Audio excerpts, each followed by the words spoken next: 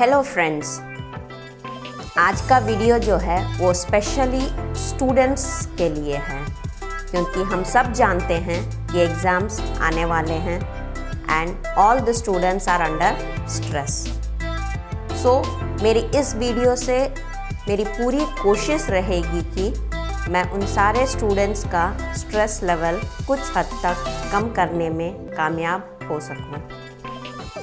तो let us start today's video with few tips related to exam।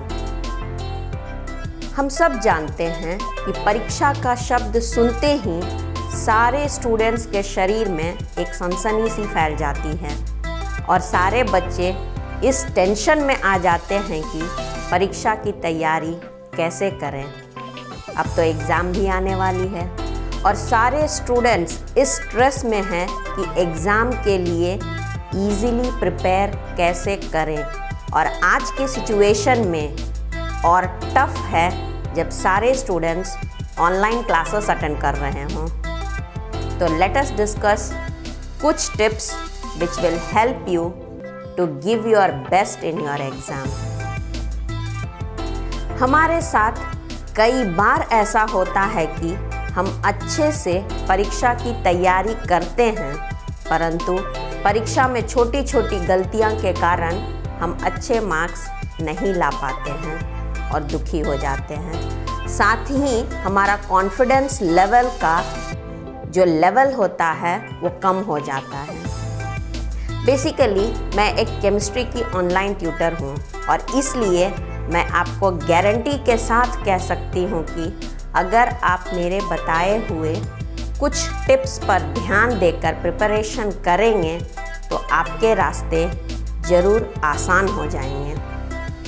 अगर अभी तक आपने मेरे चैनल को सब्सक्राइब नहीं किया है तो please subscribe my channel, like and share as much as possible. तो सबसे पहले या फिर सबसे पहला टिप्स जो है, plan your syllabus as well as the subject।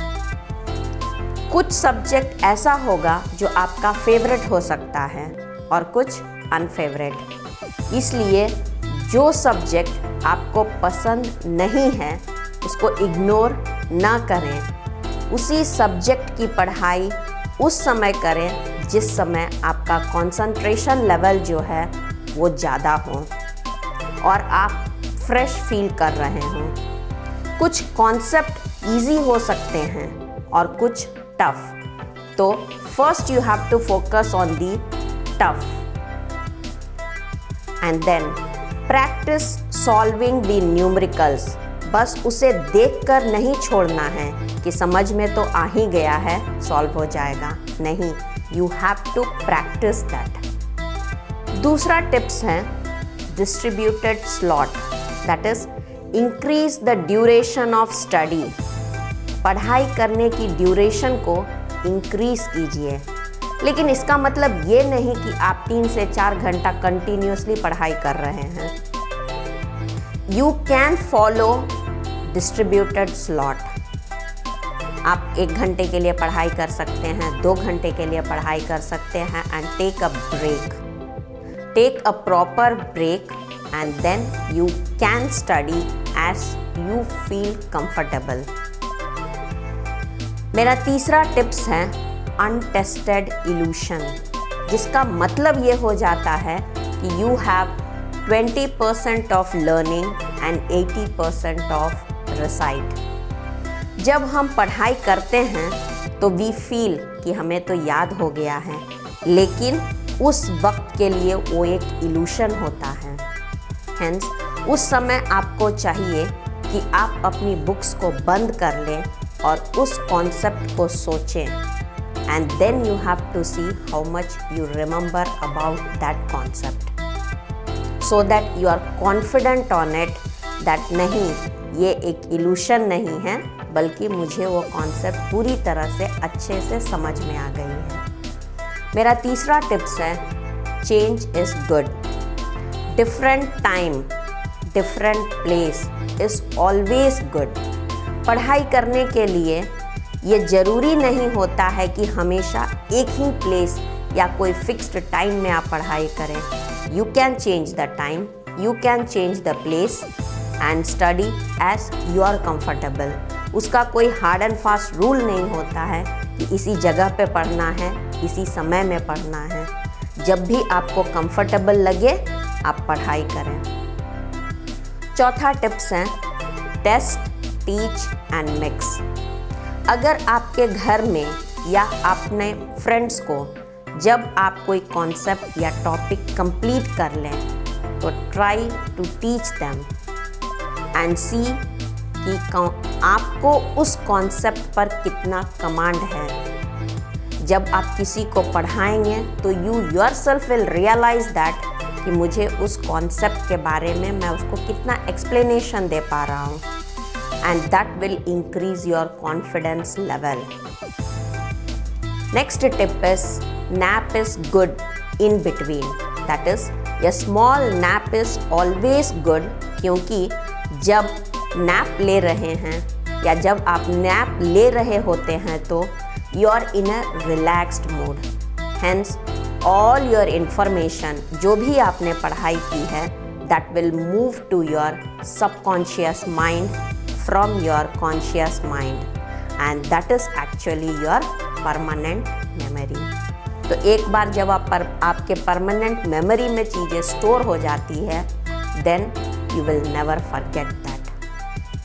My next tip is whenever you feel fresh you study, no foundation of morning or evening।